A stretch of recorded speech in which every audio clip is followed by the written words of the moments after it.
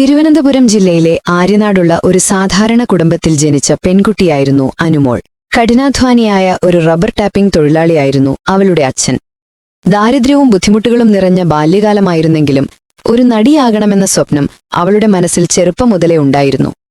പഠനകാലത്ത് തന്നെ ചെറിയ ജോലികൾ ചെയ്ത് കുടുംബത്തെ സഹായിച്ച അനുമോൾ പിന്നീട് ടെലിവിഷൻ സീരിയലുകളിലൂടെയും സ്റ്റാർ മാജിക് പോലുള്ള റിയാലിറ്റി ഷോകളിലൂടെയും മലയാളികൾക്ക് സുപരിചിതയായി. അവളുടെ സ്വാഭാവികമായ പെരുമാറ്റവും ചടുലമായ സംസാരവും പ്രേക്ഷകർക്കിഷ്ടമായി. 2025 മോഹൻലാൽ അവതാരകനായി എത്തിയ Bigg Boss Malayalam season 7 Anumol ഒരു മത്സരാർത്ഥിയായി പ്രവേശിച്ചു. 100 ദിവസത്തിലധികം നീണ്ടുനിന്ന ആ യാത്ര വെല്ലുവിളികൾ നിറഞ്ഞതായിരുന്നു.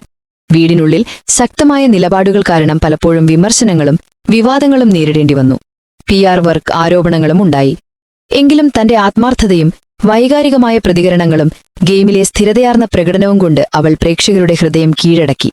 ഷോയുടെ അവസാന ഘട്ടത്തിൽ മത്സരാർത്ഥിയായ അനീഷ് ഉൾപ്പെടെയുള്ള ശക്തരായ ഫൈനലിസ്റ്റുകളെ മറികടന്ന് മോഹൻലാലിന്റെ കയ്യിൽ നിന്ന് ബിഗ് ബോസ് സീസൺ 7 കിരീടം അനുമോൾ ചൂടി. 42.5 ലക്ഷത്തിലധികം രൂപയും ഒരു പുതിയ കാറുമായിരുന്നു സമ്മാനം. സാധാരണ ജീവിതത്തിൽ നിന്നും ബിഗ് ബോസ് വേദിയിലെ വിജയകിരീടത്തിലേക്കെത്തിയ അനുമോളുടെ യാത്ര സ്വപ്നം കാണാനും അതിനായി കഠിനാധ്വാനം ചെയ്യാനും തയ്യാറുള്ള ഏതൊരാൾക്കും പ്രചോദനമാണ്. ഈ വാർത്ത ഇഷ്ടമായാൽ സബ്സ്ക്രൈബ് ചെയ്യൂ ബബിൾകം മീഡിയ.